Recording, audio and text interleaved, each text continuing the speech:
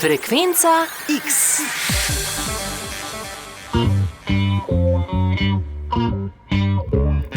Ste se kdaj zalotili, da samo še na hitro preverite telefon? Ja, se zgodi. Nato pa uro pozneje še vedno drsite po zaslonu. Pač odvisno, kaj delam, ampak zmeraj, ko vem, da moram nekaj narediti in ko čutim malo pritiska, grem na telefon, zato da se malo sprostim in pa se zgodi tudi, da sem eno uro na telefonu, pa nič drugega ne naredim. Pridem domov, zmatran, se usedem na kavč, vzamem telefon ven, grem samo eno igro, malo pogledati na internetu. No, pa se pa zgodi, kakor smo rekli, sem pol ure na telefonu, vidim nenarejen del, saj sam še kakšne 5-10 minut ne bi škodil, no pa tako mine ena ura. Zakaj nas digitalni svet tako močno vleče vase? In kdaj se nedolžno brskanje sprevrže v odvisnost? Ja, takrat recimo, da ga ne zatipaš v svojemu žepu, pa namesto, da bi ga mirno šel iskat, pa dobiš paničen napad. Imam kolega tacga, takoj, ko nima telefona, takole v svoji roki, rata živčen, paničen. Da se zmeraj zatečeš na telefon, kadar si pod nekim stresom ali pa pritiskom. Jaz mislim, da je to odvisnost in da je tega zmeraj več. V tokratni Frekvenci X gostim priznano psihiatrinjo in avtorico uspešnice Dopaminska omama Ano Lempke, ki je bila ekspertna priča v odmevnem kalifornijskem primeru, v katerem je porota pred dnevi podjetji Meta in YouTube spoznala zakrivi povzročanja odvisnosti pri mlajših uporabnikih. Kako v našem telesu deluje dopamin in na kakšen način družabna omrežja zasvojijo naše možgane, pojasnimo v tokratni Frekvenci X. Moje ime je Maja Ratej in vabim vas k poslušanju X. Social media companies could soon be facing some serious consequences. Konec marca je kalifornijska porota tehnološkemu velikanu Meta in podjetju YouTube, katerega lastnik je Google, naložila plačilo več milijonov dolarjev odškodnine, potem ko jo je v zasebni tožbi spoznala zakriva povzročanja odvisnosti pri mladih. Accused of intentionally hooking children with addictive features. Tožbo je vložila 20-letna Kaylee, ki jo v sodnih dokumentih omenjajo s kratico KGM, ki je trdila, da je že v mladosti začela uporabljati Instagram in YouTube ter sčasoma razvila zasvojenost, ki je privedla do resnih duševnih težav, vključno s samomorilnimi mislimi. Gre za prvo tovrstno zaključeno sojenje proti Meti, še več jih je v teku, nekateri pa ga označujejo za prelomnico. Takšno, kot je bila tožba proti tobačni industriji v 90-ih letih, denimo. Takole je povzel raziskovalec družbenih omrežij Filip Dobranič v oddaji ob 8 na prvem programu Radia Slovenija. Ena je to, da so te stvari zasvojljive, druga je to, da se cilja mlade specifično, kar je počela tudi tobačna industrija. Je seveda sporednica v tem nekem hudem ignoriranju dobrobiti sočloveka strani teh korporacij. Gre tudi za v krajni fazi pri prejšnjem spopadanju z zakonodajo za kriminalizacijo mladih in specifično potrošnikov. Jaz kot mlada oseba ne smem kupiti čikov, če bom kupil čike, pa jih bom kadil, bodo mene kregali, ne bodo kregali tobačne korporacije. In mislim, da se podobno dogaja tukaj in da mogoče pač poleg zasvoljivosti in nekih škodljivih učinkov je tudi to treba izpostaviti kot ključno sporednico. Torej, taktike in strategije, s katerimi korporacije skušajo pač ohraniti to svojo moč nad uporabniki, so tukaj pač zelo, zelo podobne, če ne čisto enake, kot jih je izvajala tobačna industrija. No. Kot ekspertna priča je na sojenju sodelovala tudi Ana Lempke, psihiatrinja in profesorica za področje psihiatrije na Univerzi Stanford. In tudi avtorica odmevne knjige Dopamine Nation, ki je pri nas na voljo tudi v slovenskem prevodu pod naslovom Dopaminska omama. Super, thank you. Ta teden sem jo poklicala na zahodnoameriško obalo in v pogovoru za Val 202 sva govorili o tem, kaj dela digitalne medije, zlasti pa družabna omrežja, zasvojljive, kako učinkujejo na izločanje dopamina, ki je ena ključnih snovi v našem telesu, ki nas lahko pelje v zasvojenost. No, začeli pa sva z najbolj aktualnim, kalifornijsko tožbo. In reference to the California trial, I think what's really important to keep in mind is that litigation was about harm to kids. In a capitalist, liberal society, we have determined that some addictive substances and behaviors. Kar zadeva kalifornijsko tožbo, mislim, da je zelo pomembno razumeti, da se je ta sodni postopek nanašal na škodo za otroke. V kapitalistični liberalni družbi smo določili, da so nekatere zasvojljive snovi in vedenja za odrasle zakoniti, na primer alkohol, nikotinski izdelki, kanabis ali igre na srečo. To so zakonite droge. Za otroke pa obstajajo zaščitni mehanizmi, saj so razvijajoči se možgani še posebej ranljivi za zasvojenost. Prej, ko je otrok izpostavljen potencialno zasvojljivi snovi ali vedenju, večja je verjetnost, da bo razvil odvisnost. Zato je ključno poudariti, da so ta in sorodni sodni postopki usmerjeni predvsem v zaščito otroških možganov. Pri digitalnih medijih pa za zdaj takšnih zaščitnih mehanizmov nimamo. Preverjanje starosti ni zanesljivo ali učinkovito. Starševski nadzor prav tako ni dovolj učinkovit. Poleg tega imamo še množico prepričevalnih oblikovnih elementov, ki so v bistvu oblika oglaševanja. In to nas spodbuja k določenemu vedenju, k spremembi vedenja v korist podjetja, ki je te elemente ustvarilo. In prav na to moramo biti pozorni ter se pred tem zaščititi, saj drsimo v, ali pa smo že vstopili, zelo resen javnozdravstveni problem. Ogromno otrok preživi toliko časa na družabnih omrežjih in drugih digitalnih platformah, da to pomembno škoduje njihovemu duševnemu zdravju. To je po mojem mnenju ključna poanta. Zelo privlačno zasnovani sistemi so lahko za ranljive posameznike klinično zasvojljivi. Kot družba ščitimo otroke pred zasvojljivimi snovmi in vedenji. Podjetjem, ki prodajajo in tržijo zasvojljive droge, ne dovolimo, da bi te droge prodajala ali oglaševala otrokom. Pri digitalnih medijih pa tega ni. Do njih imamo neomejen dostop. Sell and market addictive drugs, sell or market those addictive drugs to kids, and yet with digital media, we have essentially unfettered access. Kaj naredi neko snov ali vedenje zasvojljivo? Kot pravi Ana Lempke, lahko govorimo o 3 dejavnikih. To so dostopnost, moč in novost ali negotovost. In digitalni mediji so to troje izpopolnili do te mere, da jih lahko še naprej uporabljamo in to tudi takrat, ko nam škodijo. When you think about access, one of the biggest risk factors for addiction to anything is simple access. If you live in a neighborhood where drugs are sold on the street corner, you're more likely to use them and more likely to get addicted to them. Najprej o dostopnosti. Če živite v soseski, kjer se droge prodajajo na uličnem vogalu, je večja verjetnost, da jih boste uporabljali in tudi, da boste postali odvisni. Če so ugodne ali celo brezplačne, jih boste verjetno uporabljali še več. Če to prenesemo na digitalne medije, imamo 24-urni dostop vse dni v tednu do neskončne količine zelo stimulativnih podob in videoposnetkov, zaradi česar so te platforme izjemno zasvojljive že zgolj na podlagi dostopnosti in količine. Moč se nanaša na to, kako močno naši možgani doživljajo neko snov ali vedenje, kar se odraža v tem, koliko dopamina se sprosti v tistem delu možganov, ki je pristojen za nagrajevanje. Ne zasvojijo vse snovi vseh ljudi na enak način.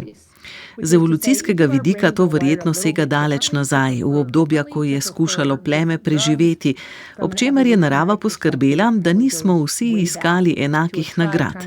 Nekateri so morali iskati meso, drugi jagodičevje, tretji partnerje. Zato je tako imenovana droga izbire zelo pomemben koncept.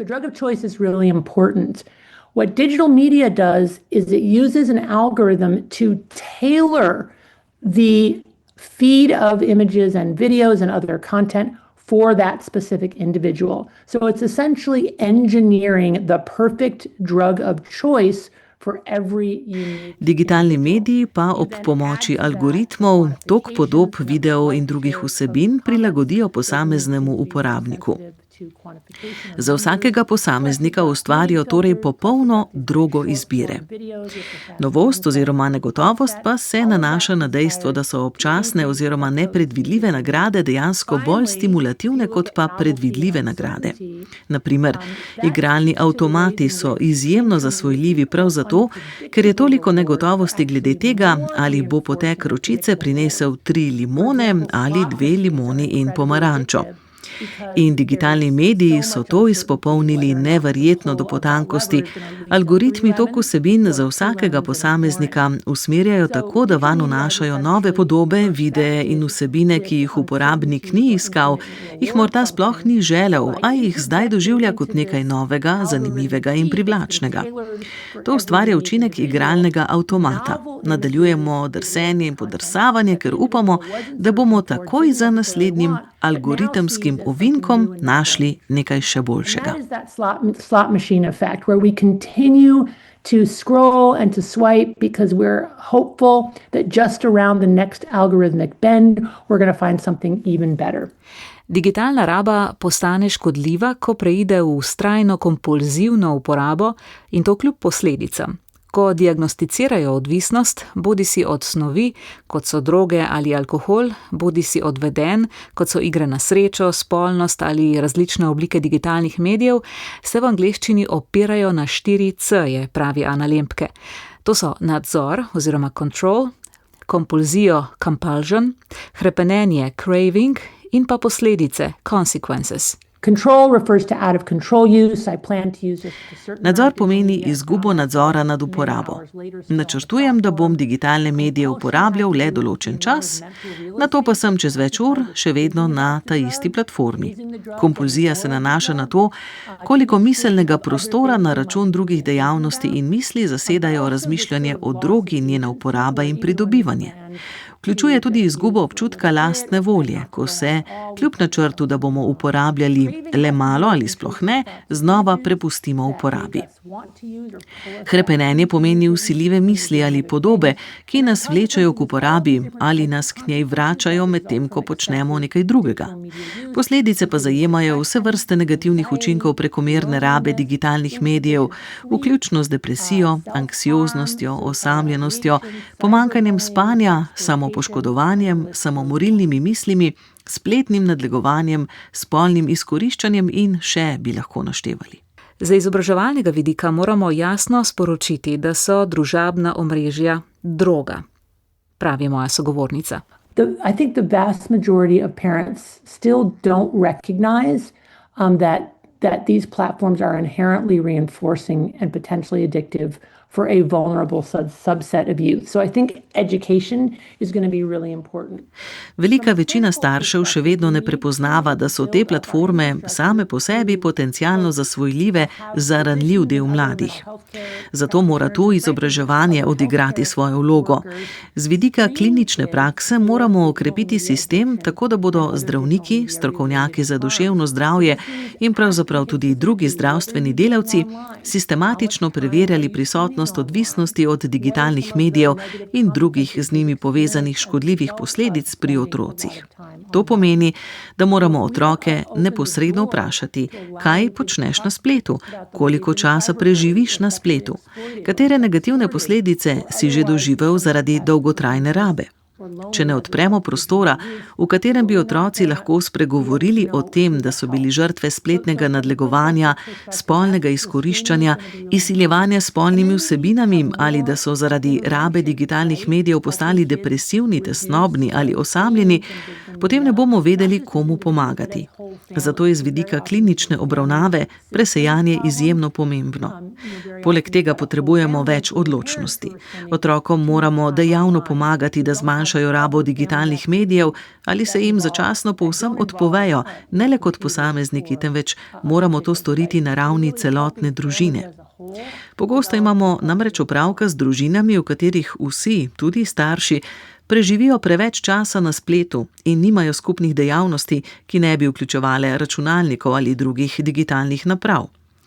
Zato je ključno pomagati družinam kot celoti, da vzpostavijo bolj zdravo ravnovesje. From a regulatory point of view, we absolutely need all hands on deck. We can't just leave it to kids and their parents to solve this problem. This is a collective problem, which is why we need the corporations that make and profit from these addictive digital media to help us help ourselves. Z vidika regulacije pa menim, da potrebujemo sodelovanje vseh. Soočanja s težavo odvisnosti od družabnih medijev ne moremo prepustiti zgolj otrokom in njihovim staršem.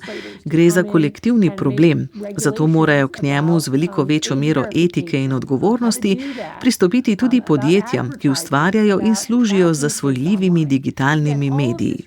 Potrebujemo šole, ki bodo vzpostavile bolj zdrav odnos do tehnologije in digitalnih medijev med poukom.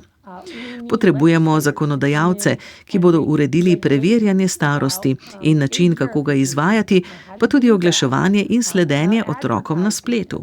Vse to mora biti usmerjeno predvsem v zaščito otrok, zlasti najmlajših. Dejstvo je, da milijoni otrok mlajših od 13 let preživijo ogromno časa na teh zelo zasvojljivih in potencialno škodljivih platformah.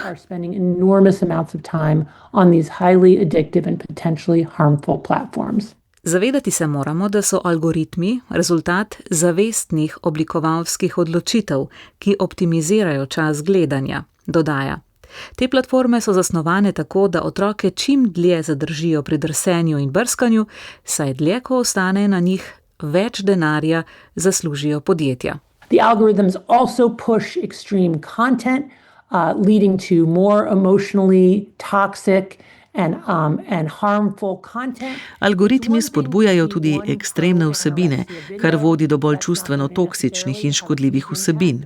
Ena stvar je, da če otrok vidi en sam video, ki spodbuja anoreksijo, to samo po sebi verjetno ne bo imelo velikega vpliva na njegove prehranjevalne navade.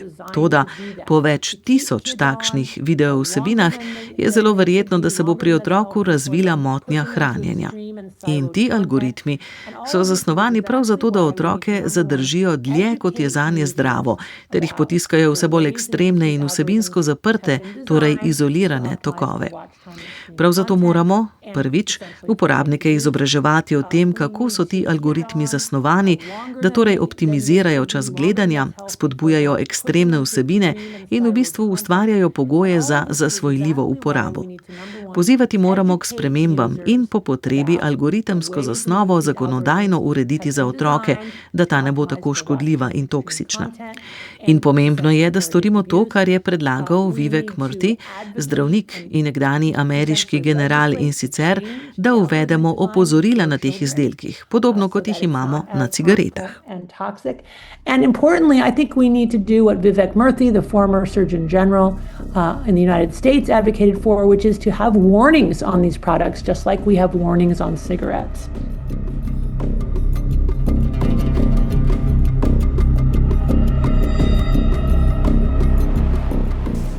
Naša gostja je priznana ameriška psihiatrinja Anna Lembke, s katero smo se v prvem delu pogovora dotaknili družbenih vidikov zasvojenosti s pametnimi telefoni, zlasti pa družabnimi omrežji. Ampak kako to zasvojenost razumeti na biološki ravni? Zakaj je telefon zasvojljiv? Kaj se med tem, ko brez konca in kraja drsimo po telefonu, dogaja v našem telesu? Zakaj to počnemo? Odgovor se skriva v dopaminu. Pametni telefon je kot nekakšna novodobna igla, ki internetni generaciji zagotavlja digitalni dopamin 24 ur na dan. Kaj je torej dopamin? Dopamine is a chemical that we make in our brain that evolved over millions of years of evolution as a kind of survival neurotransmitter. It's the neurotransmitter that says, hey, wake up and pay attention to what's happening right now because it's essential for your survival. Dopamin je kemična snov, ki nastaja v naših možganih in se je skozi milijone let evolucije razvila kot nekakšen nevrotransmiter preživetja. Gre za nevrotransmiter, torej snov v naših možganih, ki prenaša signale med živčnimi celicami, ki nam sporoča: pozor, zbudi se in bodi pozoren na to, kar se dogaja zdaj, ker je to ključno za tvoje preživetje.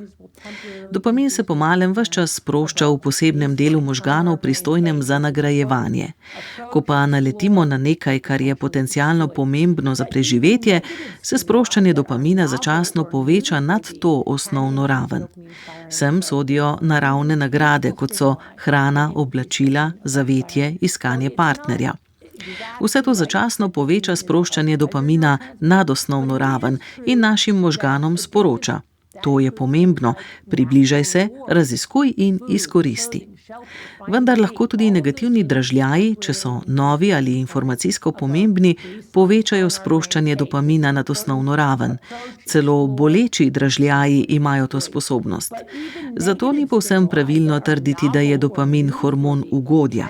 Res pa je, da zasvojljive snovi, ki so na začetku zelo prijetne, povečajo sproščanje dopamina nad osnovno raven, skupaj z drugimi notranjimi sistemi ugodja, kot so endogeni opioidni in kanabioidni sistem, noradrenalin, serotonin in podobno. Endogenous feel-good neurotransmitters and hormones like our endogenous opioid system, our endogenous cannabinoid system, norepinephrine, serotonin, etc. Ključno za razumevanje, kaj se dogaja v naših možganih, ko prehajamo od zdrave, prilagoditvene rabe k nezdravi, zasvojljivi rabi, je koncept tako imenovane nevroadaptacije oziroma tolerance. Anne Lemke to v svoji knjigi Dopaminska omama ponazori z idejo otroške prevesne gugalnice. Takole piše v prevodu Slavice Jesenovec-Petrovič in Boruta Petroviča Jesenovca. Predstavljajte si, da imamo v možganih prevesno gugalnico, desko z vrtiščem v sredini. Ko ni ničesar na gugalnici, je deska poravnana s tlemi. Ko uživamo, se v poti za nagrajevanje sprošča dopamin in tehtnica se prevesi na stran užitka. Bolj in hitreje, ko se tehtnica nagne, bolj uživamo. Toda pomembna stvar pri prevesni gugalnici je, da hoče ostati poravnana, se pravi v ravnovesju. Zato se vsakokrat, ko se ravnovesje prevesi na stran užitka, sprožijo močni mehanizmi za samo uravnavanje, da bi vrnili ravnovesje. Ponavadi si predstavljamo sistem za samouravnavanje kot majhne gremline, ki na gugalnici skačejo na stran bolečine kot proti utež užitku. Ko se gugalnica poravna, se še naprej nagiba in se nagne na stran ravno toliko, kot se je prej nagnila na drugo stran. Temu raziskovalci pravijo teorija o nasprotnem procesu. S ponavljajočo se izpostavljenostjo enakemu ali podobno prijetnemu dražljaju prvotni odklon na stran užitka postane šibkejši ali krajši, naknadni odziv na strani bolečine pa močnejši in daljši. Znanstveniki temu pravijo nevrološka prilagoditev.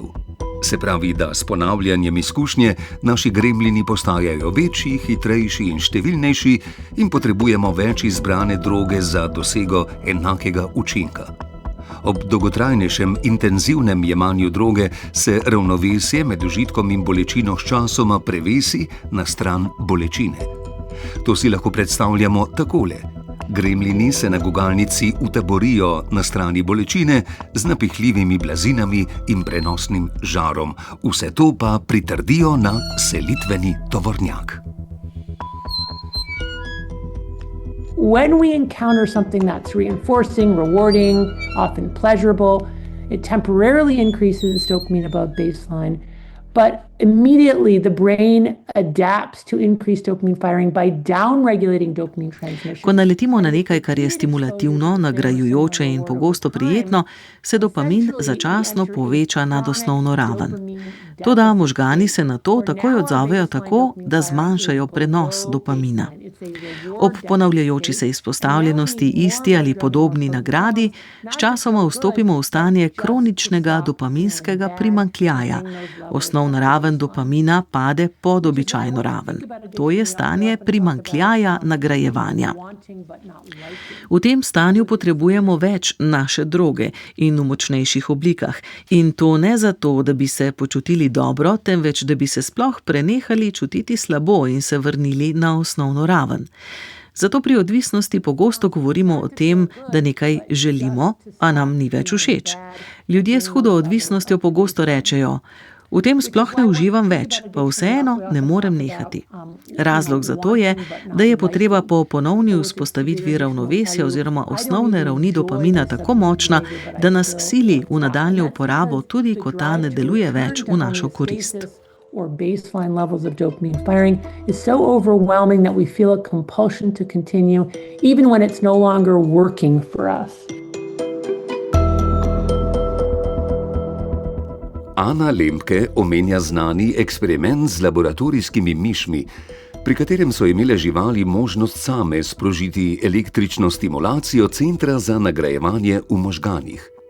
Miši so hitro začele pritiskati na vzvod znova in znova, pogosto do te mere, da so zanemarile hrano, vodo in počitek, nekatere pa so se dobesedno izčrpale. Ta primer ponazarja, kako močno nas lahko vodi dopamin in kako lahko neomejen dostop do nagrade vodi v kompulzivno vedenje ter samouničujoče vzorce, če ni ravnovesja. Opisuje pa tudi nasproten poskus z mišmi, pri katerih so raziskovalci močno znižali ali praktično onemogočili delovanje dopamina. Te miši niso kazale interesa za osnovne dejavnosti, niso iskale hrane, niso pile vode in se niso premikale, tudi ko so bile lačne ali žejne, zato so lahko poginile, če jih niso umetno hranili. Ključno sporočilo tega primera je, da dopamin ni hormon užitka, temveč predvsem kemikalija motivacije in želje. Brez njega ne izgubimo le užitka, ampak tudi voljo do delovanja, kar lepo dopolnjuje njeno širšo tezo, da potrebujemo uravnotežen dopaminski sistem za normalno življenje. Vse te tehnološke danosti, ki nas spodbujajo k interakciji z digitalnimi napravami, so najverjetneje povezane s sproščanjem dopamina v sistemu nagrajevanja v možganih. Vsakič, ko pogledamo video, opazujemo neko provokativno podobo ali celo samo prejmemo obvestilo, ki nam namiguje, da nas čaka nekaj prijetnega, se v možganih sprosti dopamin. Pogosto skupaj z drugimi nevrotransmiterji, kot so opioidi. To je prijetno, zato želimo to ponavljati znova in znova. Težava pa je, da se ob kronični, ponavljajoči se izpostavljenosti, torej ob večurni vsakodnevni rabi naprav, možgani izčrpajo zaradi stalnih dopaminskih udarcev. Again, though, the problem is that with chronic repeated exposure, that is many hours per day spent on our devices, our brain eventually gets exhausted by the continued bombardment of these dopamine hits and changes our hedonic or joy set point, settling dopamine firing, baseline dopamine firing, not just to baseline, but actually below baseline into this chronic dopamine deficit state, and that is addiction. Posledično se naš hedonistični oziroma nastavitveni prak za doživljanje ugodja spremeni. Osnovna raven dopamina ne pade le nazaj na izhodišče, temveč celo pod njega, v stanje kroničnega primanjkljaja. In to je odvisnost. In ko enkrat vstopimo v to stanje kroničnega primanjkljaja nagrajevanja, čutimo potrebo po nadaljnji uporabi svoje droge izbire. Ne zato, da bi rešili težavo ali dosegli ugodje, temveč zgolj zato, da raven dopamina dvignemo nazaj na osnovno raven in se počutimo normalno.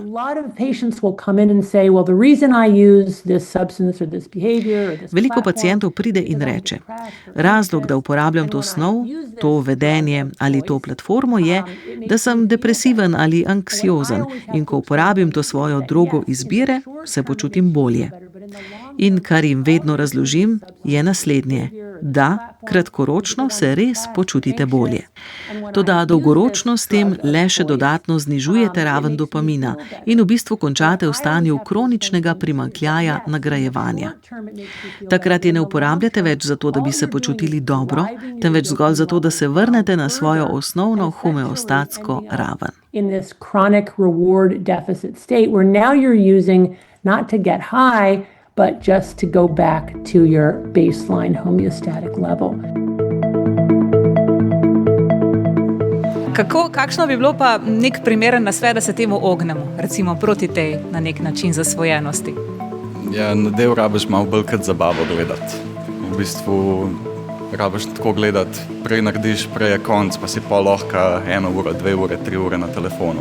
Da ga pospravim, kadar ga ne rabim, se pravi, da ga dam čisto stran od sebe, da ga ne vidim sporočil, ki jih dobim. Kako dolgo zdržite? Čisto odvisno, kaj delam. Ne vem, lahko tudi po 4-5 ur. Pravi odgovor na te težave je, da uporabo prekinete za tako dolgo, da možgani znova dobijo signal, ki ga potrebujejo, da začnejo spet uravnavati oziroma proizvajati več dopamina v pristojnem možganskem centru, pravi moja sogovornica. Most of the time we recommend, completely stopping the substance or behavior for a minimum of 4 weeks, because what we find is that about 80% of folks... V večini primerov priporočamo popolno prekinitev uporabe za vsaj 4 tedne.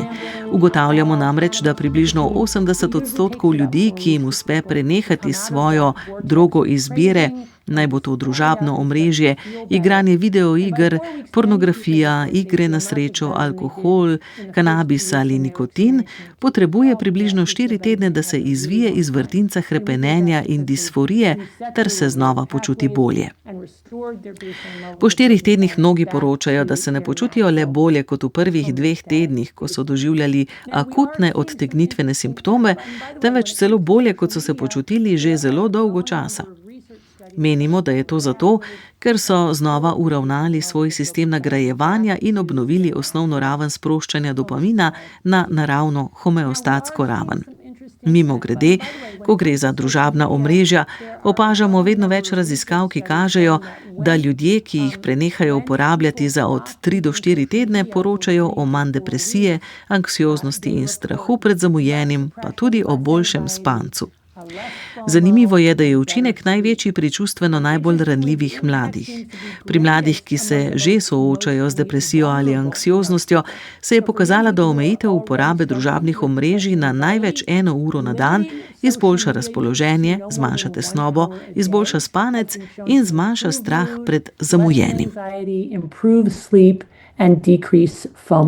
Ja, nekaj ur ne bo dovolj očitno. Potrebni so tedni. I will also say that one of the big problems or negative consequences associated with addiction is the enormous amount of time that addiction takes. We spend a lot of time using our drug, getting our drug, recovering from drug use. Poudarila bi še, da je ena večjih težav oziroma negativnih posledic odvisnosti tudi ogromna količina časa, ki jo ta zahteva. Veliko časa porabimo za uporabo droge, za njeno pridobivanje in za okrevanje po uporabi. Ko se izvijemo iz tega vrtinca odvisnosti, pa imamo naenkrat veliko več časa za druge, bolj zdrave dejavnosti, hobije, ki so nas nekoč veselili, družino in prijatelje, za dovolj spanja. Veliko ljudi ne spi dovolj, ker pozno v noč uporabljajo digitalne naprave.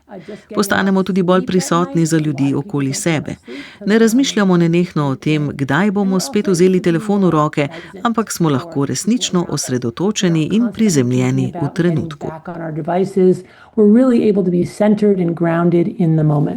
Toda čeprav Ana Lempke opozarja na zasvojljivost digitalnih medijev in škodljive učinke na duševno zdravje, za katere meni, da jih podpirajo tudi dokazi, je kljub temu precej optimistična glede naše sposobnosti, da se prilagodimo in vzpostavimo bolj zdravo ravnovesje s to tehnologijo.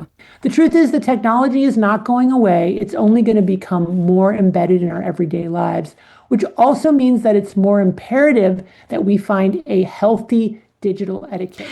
Jasno je, da tehnologija ne bo izginila, postajala bo le še bolj vgrajena v naše vsakdanje življenje. To pa pomeni, da je še toliko bolj pomembno, da razvijemo zdravo digitalno kulturo oziroma rabo. Mislim, da bo pobuda za to na koncu prišla od mlajših generacij, generacije Z in generacije Alfa, ki že zdaj kažejo veliko zanimanje za odmik od interneta in naprav ter za iskanje hobijev, interesov in načinov druženja, ki ne vključujejo nujno spletnega sveta. Eden od znakov tega je, da se v zadnjih letih vse več mladih zavestno druži brez naprav. Ko jih vidim v restavracijah ali lokalih, vse pogosteje opažam, da nimajo vsi telefonov v rokah. Zdi se, da postaja nenehna uporaba telefona celo nekoliko stigmatizirana, kar je po mojem mnenju zelo dober znak. Opaziti je tudi nekakšno vračanje k stari tehnologiji, k temu, kar se meni ne zdi staro, za mlade pa je to skoraj arhaično. Vračajo se k analognim fotoaparatom, poslušanju vinilnih plošč in drugim oblikam tehnologije, ki so zanje starinske. V bistvu pa gre za iskanje načinov druženja in preživljanja prostega časa, ki niso vezani na internet. Kajti, ko smo enkrat na spletu, je skušnjava, da bi zašli v različne zajčje luknje, tako močna, da si moramo postaviti določene meje oziroma samonadzorne strategije, s katerimi omejimo svojo rabo. Because once we're online, the temptation to go down these various rabbit holes is so overwhelming that we do need to set up these kind of barriers or self-binding strategies so that we can limit our consumption.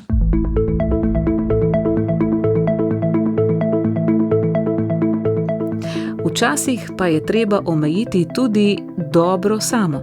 Morda se bo čudno slišalo, po mnenju sogovornice moramo v življenju znova pripustiti bolečino, iskati ravnotežje med bolečino in užitkom. Kot smo lahko slišali danes, sta bolečina in užitek v naših možganih tesno povezana in delujeta kot neke vrste tehtnica ali prevesna gugalnica. Bolj kot iščemo takojšnje užitke, bolj se nagibamo v občutke praznine in nezadovoljstva. Zato popolno izogibanje bolečini dolgoročno vodi v več trpljenja.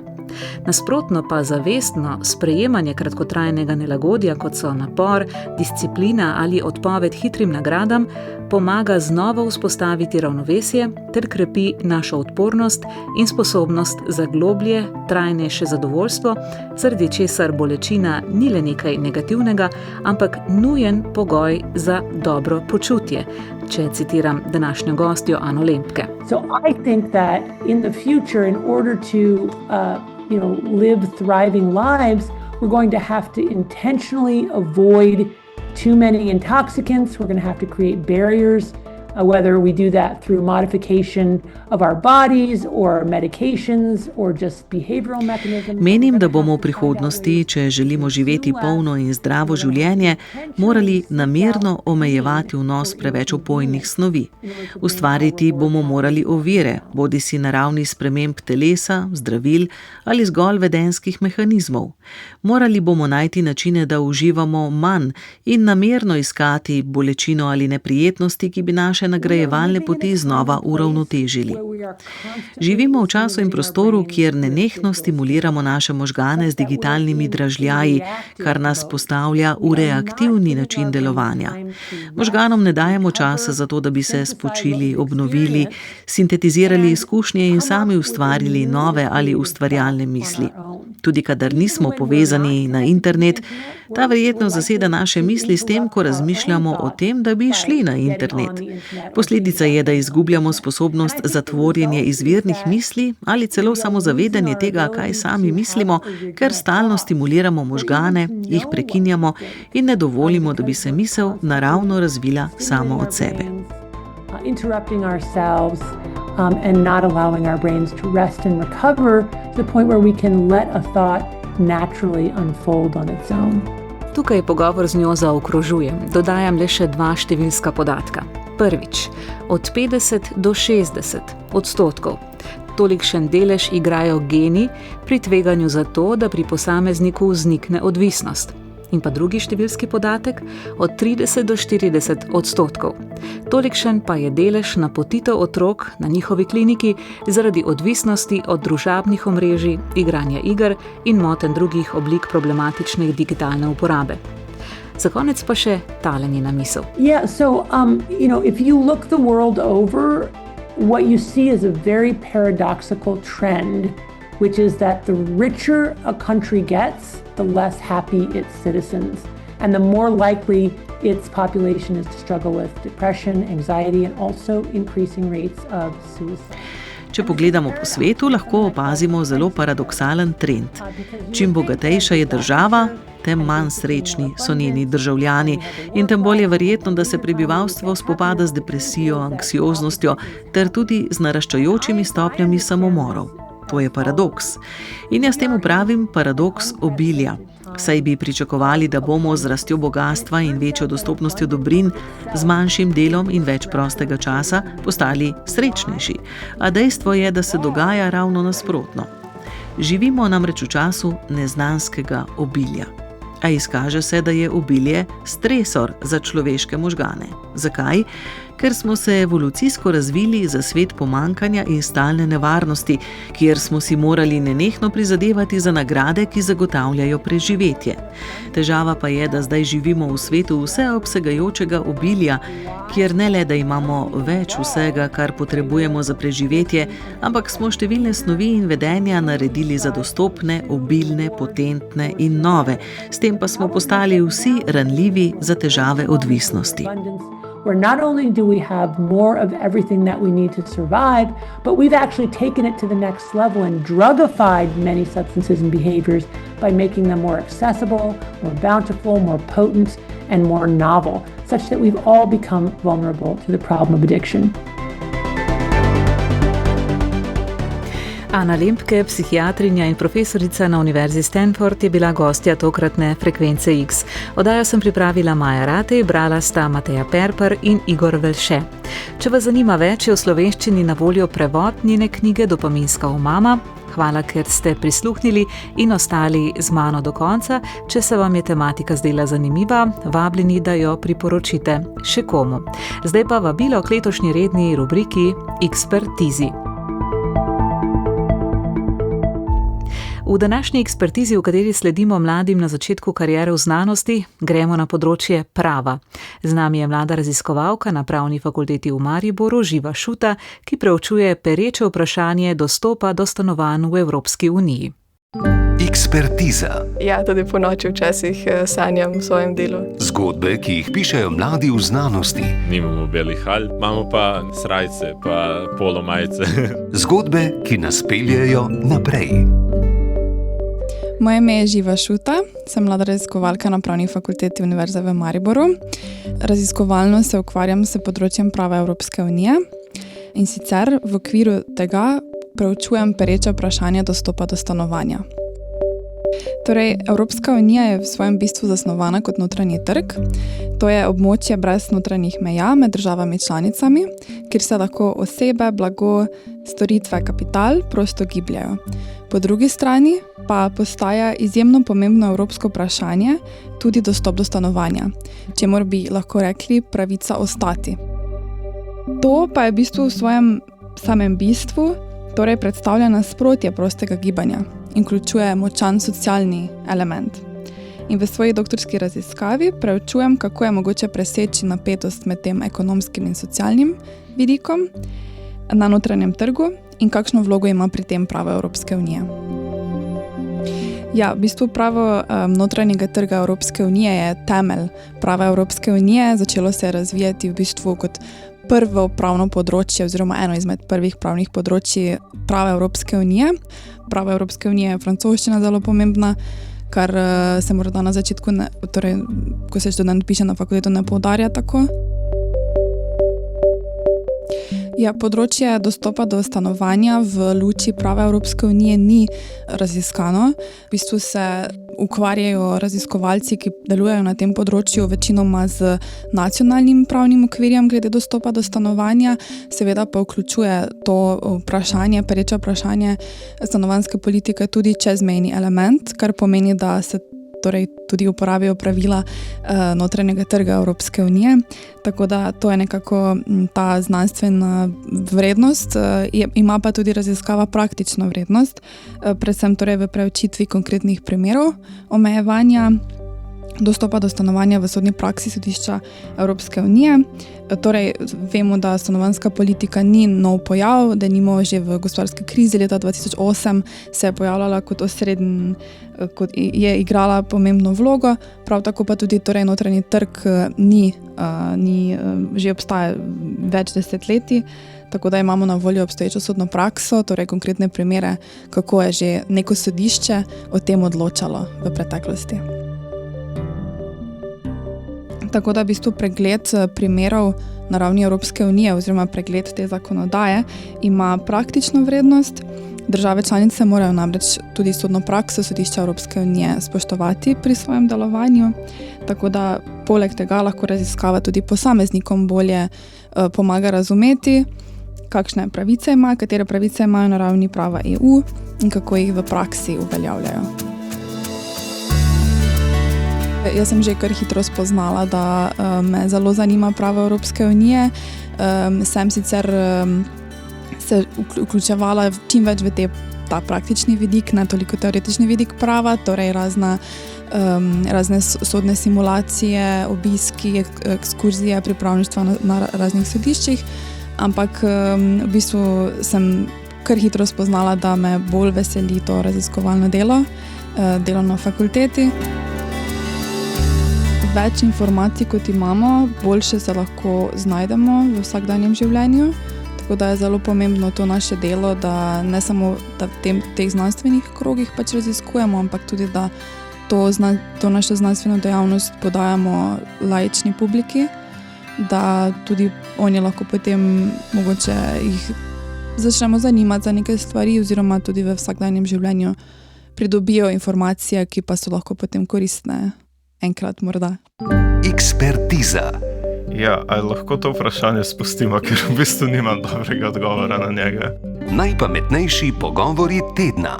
Ni bilo boleče, meni je to fajn, tako da srečno še naprej. Hvala Živa Šuta, prihodnjič pa se bomo družili z Markom Senčarjem Mardakovičem, ki se v svojih raziskavah posveča tako imenovanim družbenim inovacijam in sicer pri upravljanju zgodovine urbane krajine Kopra. Rezultate je pred dnevi predstavil v Kopru, zdaj pa jih bo še nam. Če vas zanima več, vabljeni, da nam sledite. A ja, pa še to. Misija Artemis 2 je v sklepni fazi, nedavno pa smo ji posvetili tudi posebno epizodo Frekvence X. Če je še niste poslušali, jo priporočam. Adijo.